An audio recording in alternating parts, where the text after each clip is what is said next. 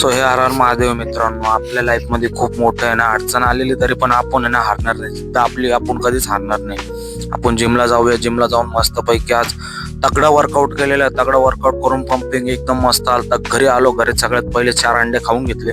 4 अंडे खाल्ल्यानंतर आपण मस्त पैकी डाएट केलेला आहे आपला. कसं आहे मित्रांनो, जिंदगीत हारायचं नसतं, चालायचं असतं नाही का. किती बी काही बी केलं, लोक मागं वाढायचा प्रयत्न करतात, आपल्याला मागं जायचं नाही, आपल्याला पुढे निघायचंय. आपण मस्त पैकी थोडासा विचार केला, मग निघालो घराच्या बाहेर. मस्त पैकी कटिंग वगैरे केली. कटिंग वगैरे करून आपल्या लाईफ मध्ये सगळ्यात मोठी अडचण आलेली आपल्यावरती झालेली सगळ्यात मोठी केस.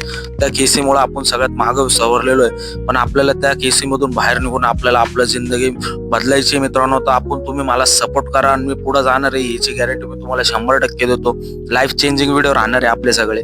त्यासाठी ना मस्तपैकी आपण आता कडक मध्ये सर्व ऊन जास्त आहे त्याच्यामुळे निंबू पाणी पिऊन घेतलं. निंबू पाणी पिऊन आपल्याकडे कारण गाडी पण नाही मित्रांनो, आपली गाडी सुद्धा जमा आहे. त्याच्यामुळे आपण आपला धंदा काही बंद ठेवू शकत नाही, पण धंदा चालू ठेवायचा आहे. त्यासाठी आपल्याला माल आणणं खूप गरजेचं आहे मित्रांनो. त्यासाठी आपण मस्तपैकी एक रेंटनी रिक्षा घेतली.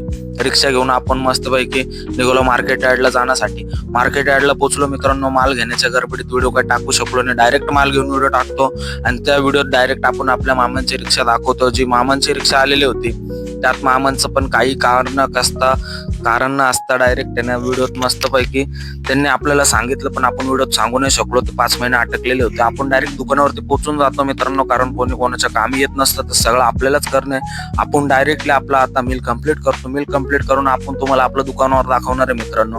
हे आपलं दुकान आहे भाजीपाल्याचं. आणि डाएट करून लास्टचं भेटू उद्या.